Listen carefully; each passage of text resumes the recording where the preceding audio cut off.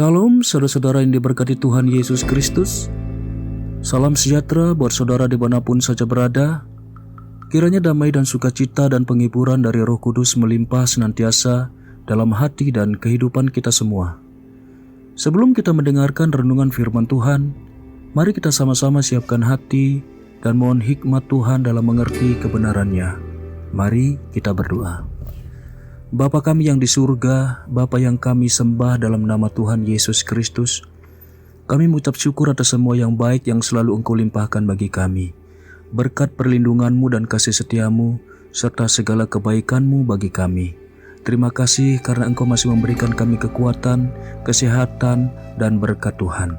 Dan saat ini kami mau mendengarkan firman-Mu, berbicaralah kepada kami secara pribadi, jamah hati kami dan Roh Kudus-Mu berikan kami pengertian untuk dapat memahami akan kehendak-Mu.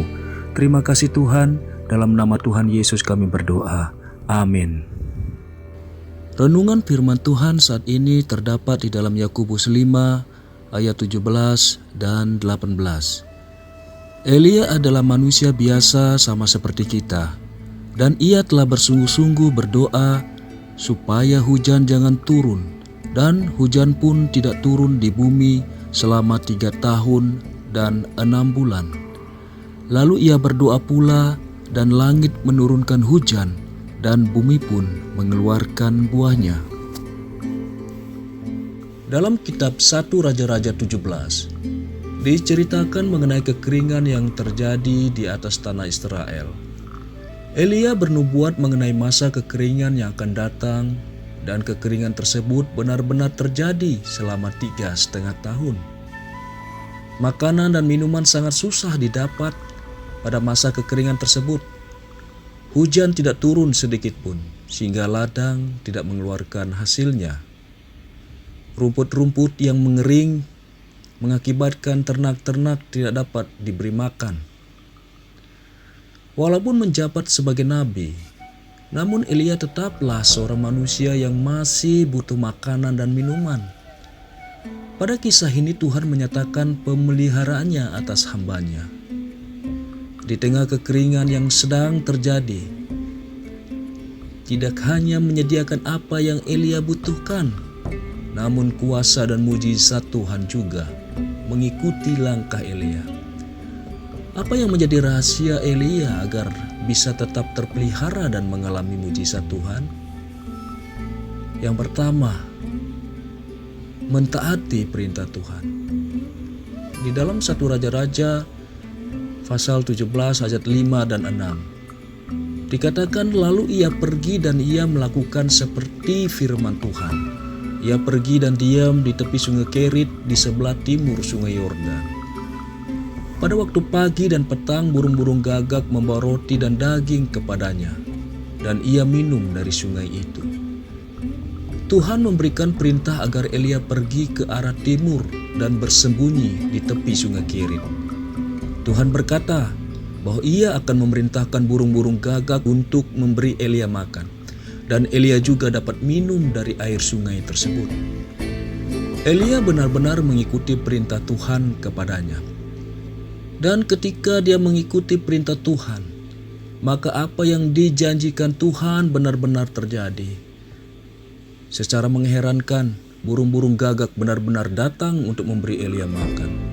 Selama beberapa waktu, Elia terpelihara di tengah kekeringan.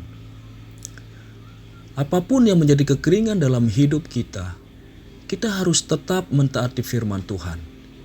Ikuti apapun yang Dia perintahkan dalam hidup kita.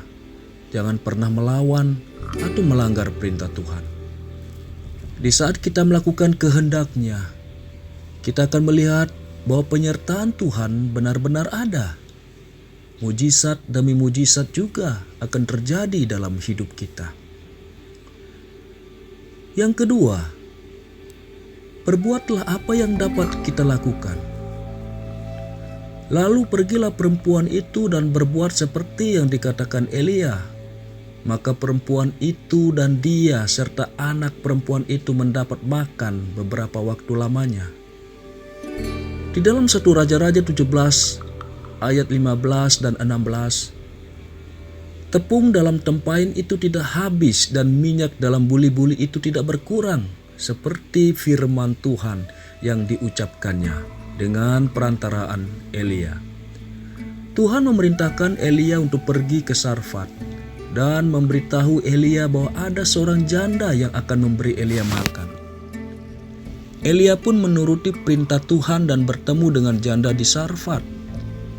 Elia meminta minum dan janda tersebut mengambilkan minum untuk Elia. Namun ketika Elia meminta agar diambilkan sepotong roti, janda tersebut mengatakan bahwa dia hanya memiliki sisa segenggam tepung dan sedikit minyak. Bahan tersebut hanya cukup bagi janda dan anaknya untuk 1 kali makan saja. Setelah itu, janda tersebut pasrah dengan sisa kehidupannya. Tetapi Elia berkata kepadanya, "Jangan takut, pulanglah, buatlah seperti yang kau katakan. Tetapi buatlah lebih dahulu bagiku sepotong roti bundar kecil daripadanya, dan bawalah kepadaku, kemudian barulah kau buat bagimu dan bagi anakmu. Sebab beginilah firman Tuhan Allah Israel, tepung dalam tempayan itu tidak akan habis, dan minyak dalam buli-buli itu pun tidak akan berkurang, sampai pada waktu Tuhan memberi hujan ke atas muka bumi." 1 Raja-Raja 17 ayat 13 dan 14. Janda itu melakukan tepat seperti yang dikatakan oleh Elia, dan tepung dalam tempayan itu tidak habis, minyak dalam buli-buli itu pun juga tidak berkurang seperti yang difirmankan Tuhan melalui Elia. Janda tersebut melakukan apa yang dapat dilakukan pada saat itu. Memang tidak ada hal lain yang dapat dilakukan pada saat itu selain melakukan apa yang Elia sampaikan. Namun di saat janda itu melakukan langkah imannya, kuasa Tuhan dinyatakan dalam kehidupannya. Apa yang semula menjadi kekhawatirannya, yaitu ketika tepung dan minyaknya akan habis, dan setelah itu ia dan anaknya akan mati, hal itu sama sekali tidak terjadi. Tuhan menyatakan pemeliharaannya. Tuhan mengadakan mujizatnya. Tuhan tidak pernah lalai menepati janjinya. Lakukan apa yang dapat kita lakukan. Janganlah memikirkan hal-hal yang terlalu jauh. Lepaskan apa yang tidak dapat kita kendalikan. Berserah kepada Tuhan agar Dia menyatakan kuasa-Nya atas kehidupan kita. Dan kita akan melihat hal-hal yang heran terjadi atas hidup kita. Haleluya. Saudara-saudaraku yang dikasihi Tuhan, setelah kita merenungkan firman Tuhan yang singkat ini, saya rindu mengajak saudara-saudara untuk berdoa. Mari kita berdoa. Bapa kami yang di surga, kami mengucap syukur atas firman-Mu yang telah kami dengar dan renungkan.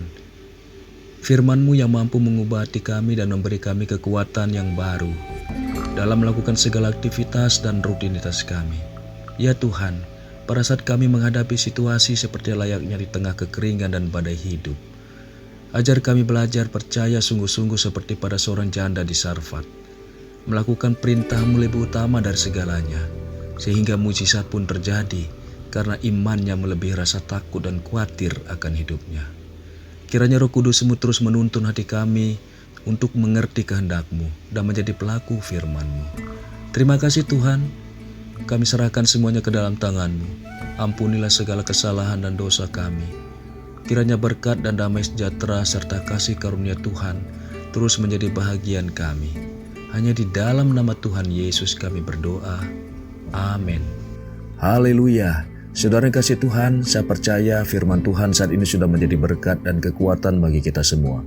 Tuhan Yesus kiranya memberkati. Sampai jumpa pada renungan berikutnya. Shalom.